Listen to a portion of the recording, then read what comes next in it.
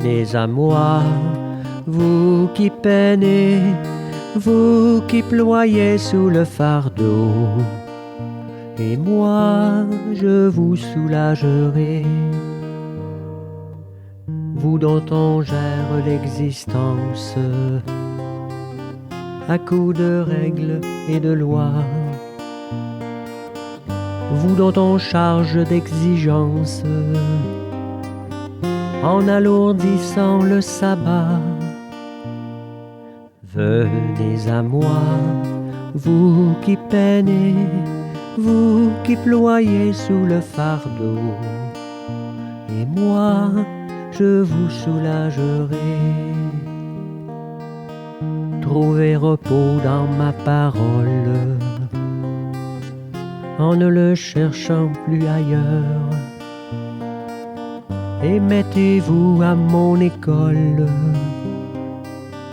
Je suis doué, humble de cœur. Venez à moi, vous qui peinez, vous qui ployez sous le fardeau, et moi je vous soulagerai.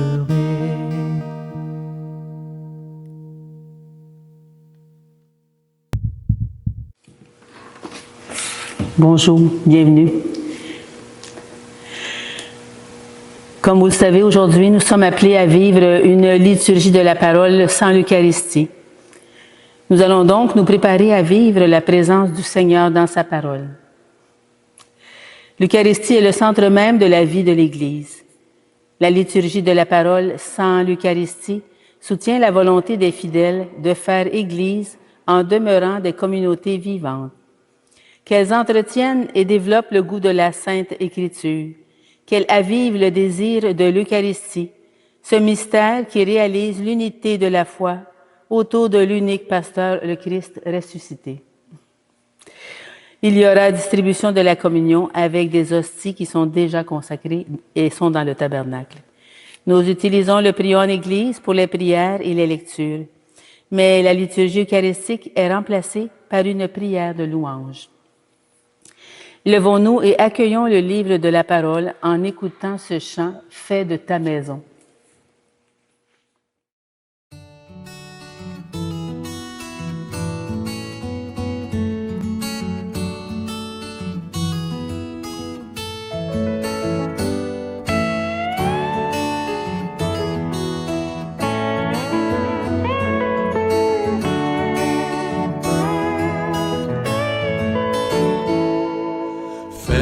Ta maison, une auberge qui accueille et reçoit les gens simplement comme ils sont, où sans distinction tu fais place à qui le veuille, recueillant leurs peines et leurs questions. Fais de ta maison une église qui rayonne, fais de ta maison un endroit où il fait bon. Fais de ta maison une église qui rayonne. Fais de ta maison un endroit où il fait bon. Fais de ta maison un espace de partage où chacun de nous met ses biens en commun. À travers ses dons, sans mesure et d'un cœur large, nul ne manque plus jamais de rien. Fais de ta maison une église qui rayonne. Fais de ta maison un endroit où il fait bon. Fais de ta maison une église qui rayonne. Fais de ta maison un endroit où il fait bon. Fais de ta maison comme un havre où tu pardonnes, les bras grands ouverts au retour d'un enfant, où sans condition ta tendresse lui redonne le courage d'aller de l'avant. Fais de ta maison une église qui rayonne. Fais de ta maison un endroit où il fait bon. Fais de ta maison une église qui rayonne. Fais de ta maison un endroit où il fait bon.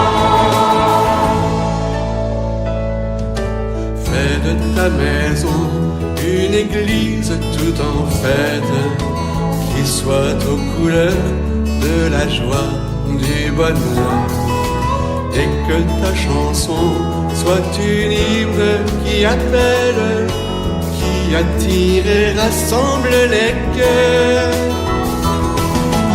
Fais de ta maison une église qui rayonne. Fais de ta maison un endroit où il fait bon. Fais de ta maison une église qui rayonne. Fais de ta maison un endroit où il fait bon. Fais de ta maison un endroit où il fait bon.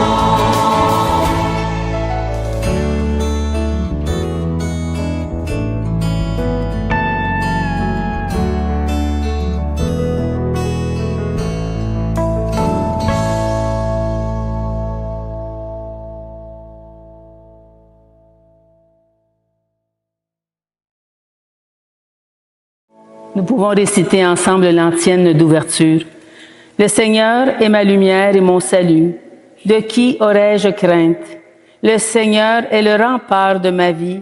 Devant qui tremblerais-je? Mes ennemis, mes adversaires perdent pied et succombent. Nous sommes rassemblés au nom du Père, du Fils et du Saint-Esprit. Amen. Prions. Seigneur Dieu, source de tout bien, réponse entrelacée à notre appel. Inspire-nous de discerner ce qui est juste et dirige-nous pour que nous puissions l'accomplir par Jésus-Christ, ton Fils, notre Seigneur, qui vit et règne avec toi dans l'unité du Saint-Esprit Dieu pour les siècles des siècles. Amen. Seigneur Jésus, envoyé par le Père pour guérir et sauver les humains, prends pitié de nous. Prends pitié de nous. Ô Christ, venu dans le monde, appeler toutes les pécheresses et tous les pécheurs, prends pitié de nous. Prends pitié de nous. Seigneur, élevé dans la gloire du Père, où tu intercèdes pour nous, prends pitié de nous. Vous pouvez vous asseoir.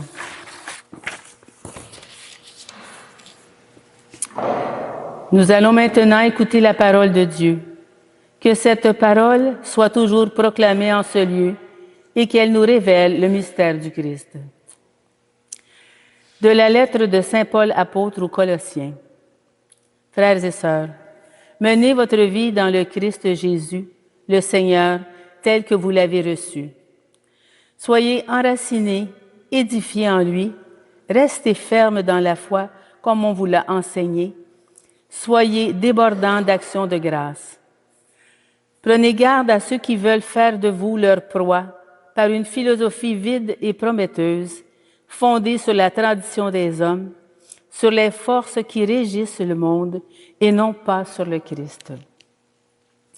Car en lui, dans son propre corps, habite toute la plénitude de la divinité. En lui, vous êtes pleinement comblés, car il domine toutes les puissances de l'univers. En lui, vous avez reçu une circoncision qui n'est pas celle que pratiquent les hommes, mais celle qui réalise l'entier dépouillement de votre corps de chair. Telle est la circoncision qui vient du Christ.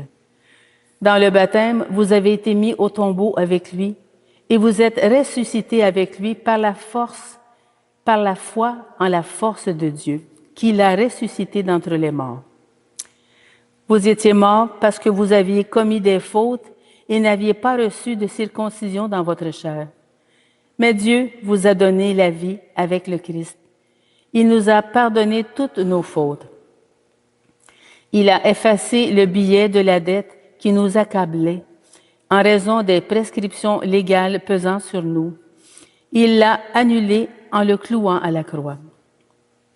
Ainsi, Dieu a dépouillé les puissances de l'univers. Il les a publiquement données en spectacle et les a traînées dans le cortège triomphal du Christ. Parole du Seigneur. Nous rendons grâce à Dieu.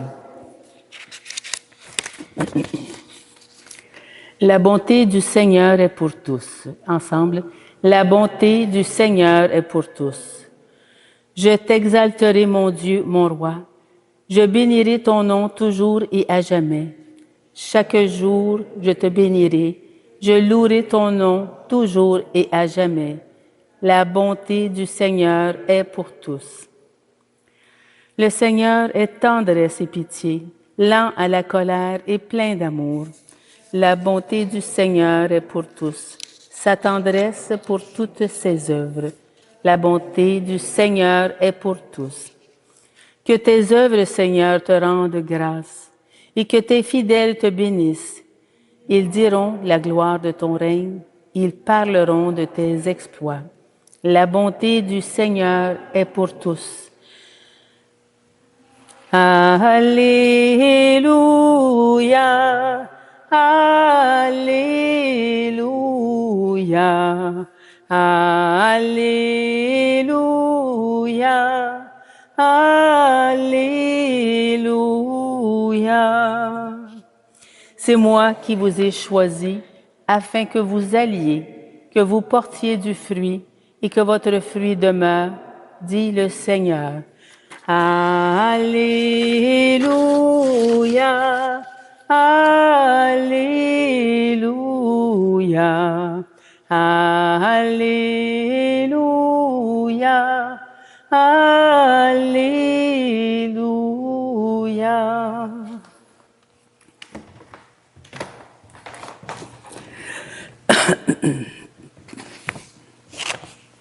Évangile de Jésus-Christ selon Saint Luc. Gloire à toi, Seigneur. En ce jour-là, Jésus s'en alla dans la montagne pour prier. Il passa toute la nuit à prier Dieu. Le jour venu, il appela ses disciples et en choisit 12, auxquels il donna le nom apôtres.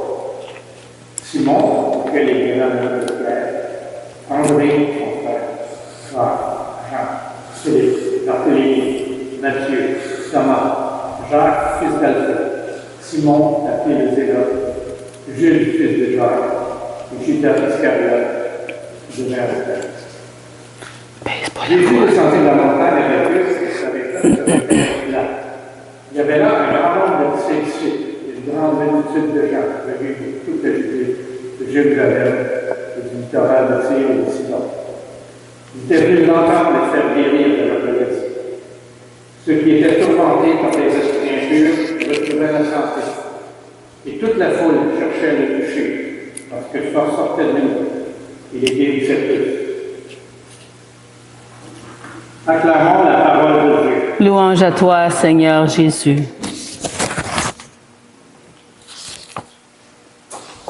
Donc, comme vous voyez, avec mon uniforme, cette la parole est dédiée au chevalier de Colomb. Alors, je m'adresse par la caméra au chevalier.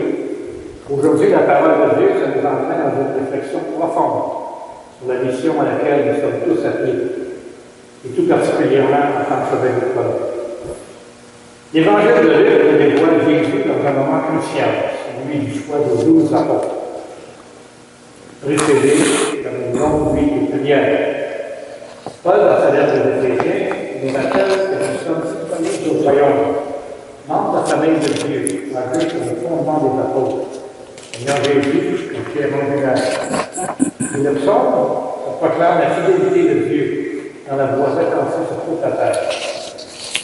Qu'est-ce que ces textes nous disent à nous aujourd'hui, hommes et femmes de foi, et vous, chevaliers, qui avez fait le choix du service et de charité? Regardez Jésus, avant d'agir, avant de choisir, de se retirer pour prier toute la nuit. Il ne pose aucun acte important sans être passé par ce dialogue profond avec son Père.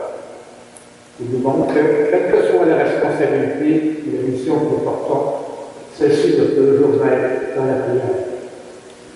La prière, ce n'est pas du temps perdu. C'est là que nous recevons la lumière et la force, le discernement pour des instruments efficaces de la volonté de Dieu.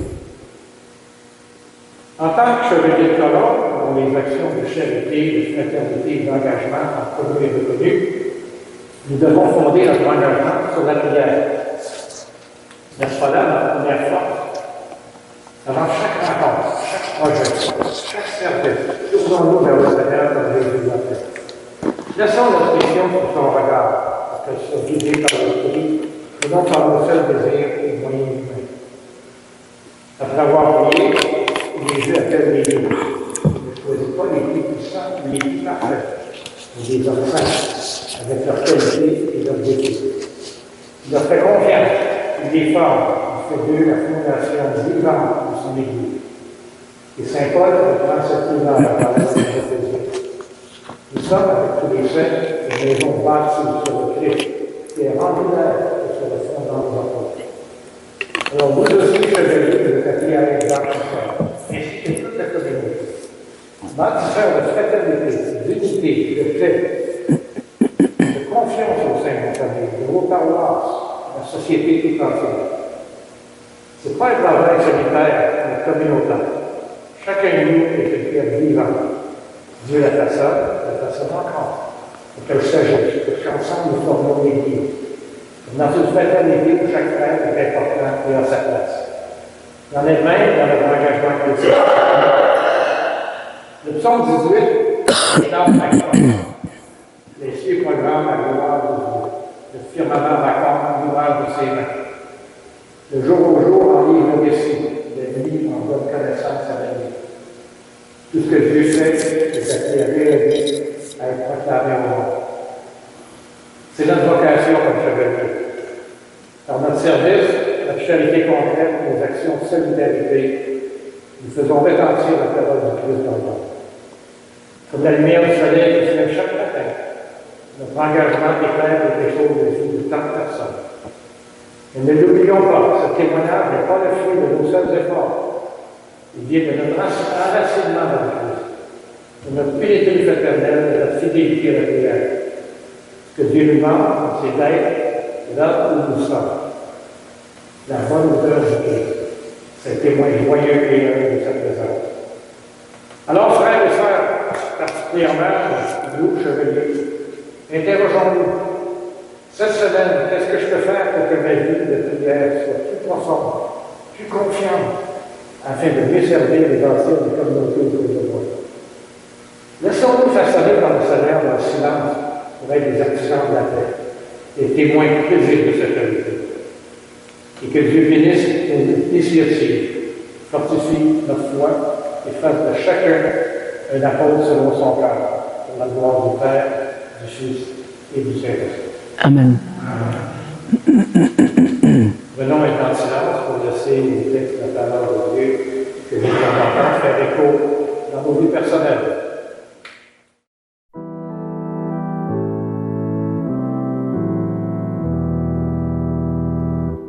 Qui donc est Dieu pour nous aimer ainsi, Fils de la terre? Qui donc est Dieu pour nous aimer ainsi?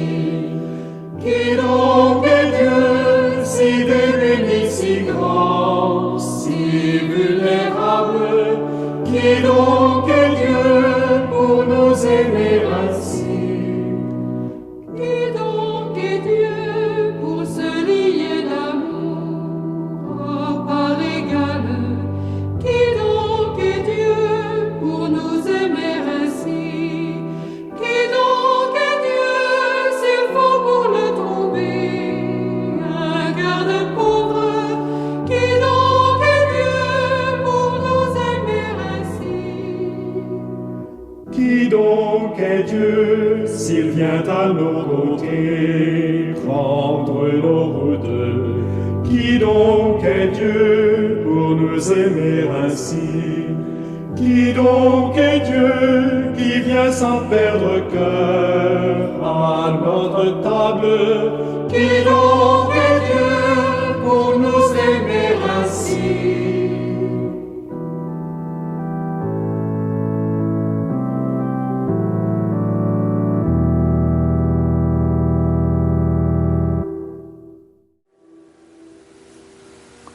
La prière de louange que nous allons entendre n'est pas dans le triangle. Dans chaque partie de la prière, nous dirons ensemble, nous te louons. Dieu notre Père, nous te louons, nous te bénissons. Au matin du monde, dans le jardin de la Genèse, se cherchait l'homme et la femme, honteux de leur péché. Et déjà, ton cœur inventait la promesse qui allait ensemencer l'espérance d'un amour plus fort que tout péché et toute mort. Nous te louons. Dieu de tendresse et de pardon va nous aider ton peuple. Tout au long de son histoire, il ne l'a pas abandonné à sa tête. Tu as entendu les coups de sa peine, il a délaissé ses esclavages. L'appelle sans cesse de nous communiquer tendresse et amour. Nous te louons. Dieu riche d'amour, n'est pas assez pour son cœur de père à sa propriété. Tu as nous prodiguer à toute l'humanité la richesse de ton amour. Alors tu as visité ton peuple, penché sur Marie, ta créature, tu attendais au bout de la foi, tu l'associais à ton œuvre de salut. Nous te louons. Dieu de tendresse nous a visité en Jésus, ton Fils bien-aimé. Les vues nous convient au banquet de l'honneur. Les vues chez nous pour que nous mettions à la vie. Les vues pour nous redire ta tendresse et révéler ton visage de Père. Nous te louons. Dieu de Dieu, je relevé au matin de Pâques, oui, ton Fils perdu de la mort. Reine de la paix, de jamais le péché pour que tous les peuples chantent de joie et d'orgueil. Nous te louons. Dieu de fidélité, visite encore ton peuple aujourd'hui. Se rassemble en un seul corps par la force de l'esprit des enfants dispersés. Il manifeste sa tendresse aux plus pauvres et aux plus démunis, à ceux qui cherchent sans trouver, à ceux qui désespèrent, pour qu'un jour nous soyons tous réunis auprès de toi, Père, pour chanter notre allégresse avec Jésus, ton Fils, dans l'esprit d'amour. Nous te louons.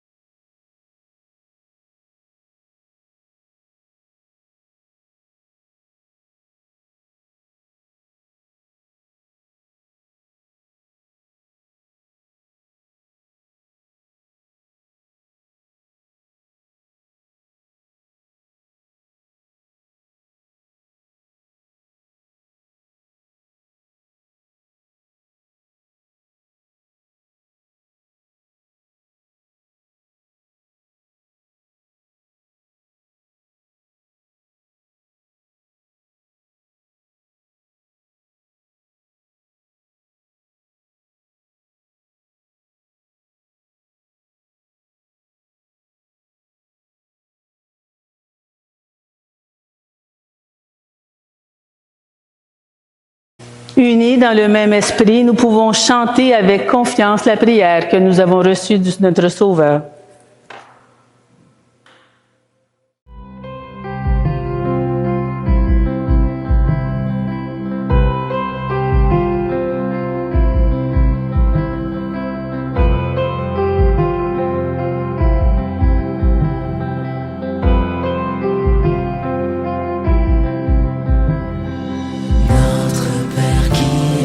Cieux, que ton nom soit sanctifié.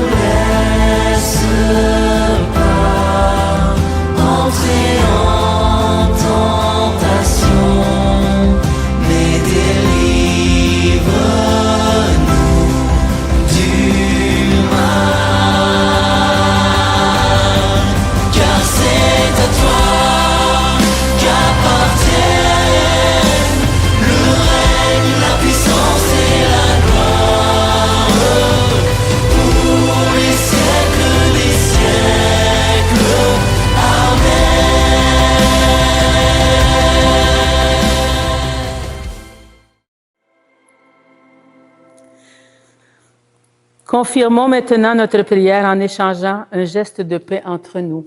Que la paix du Seigneur soit sur chacun et chacune de vous.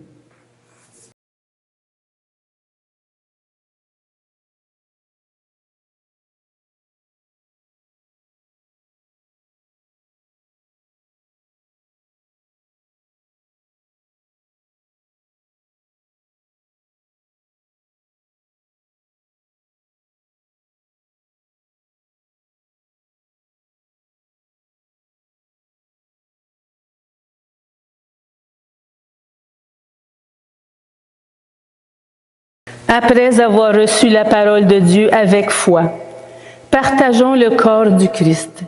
Que cette communion nous unisse à toute l'Église qui se rassemble à ce jour à travers le monde pour proclamer la mort et la résurrection de Christ. Il est l'agneau de Dieu, l'agneau véritable, l'agneau sans tache, celui qui enlève les péchés du monde. Seigneur, je ne suis pas digne de te recevoir, mais dis seulement une parole et je serai guéri.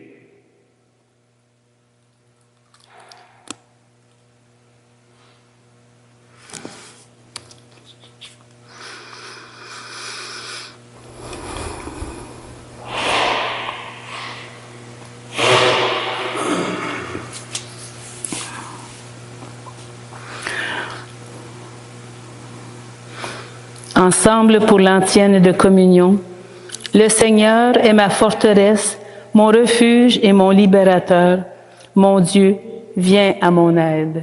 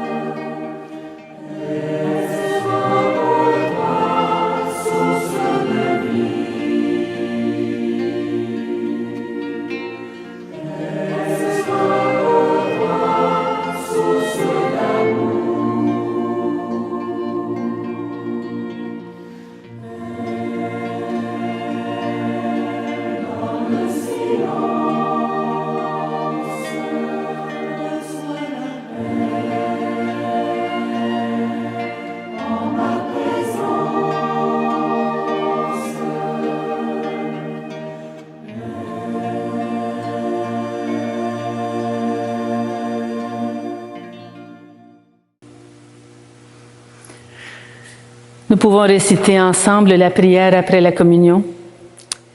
Par ta force de guérison, Seigneur, dans ta bonté, libère-nous de nos égarements et conduis-nous sur le droit chemin.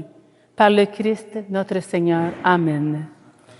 Que Dieu Tout-Puissant d'amour nous bénisse et nous garde, qu'il fasse resplendir sur nous son visage et nous accorde sa grâce, et que Dieu Tout-Puissant nous bénisse, le Père, le Fils et le Saint-Esprit. Amen. Allons dans la paix proclamer l'Évangile de Christ. Nous rendons grâce à Dieu. Bonne journée à chacun et chacune de vous.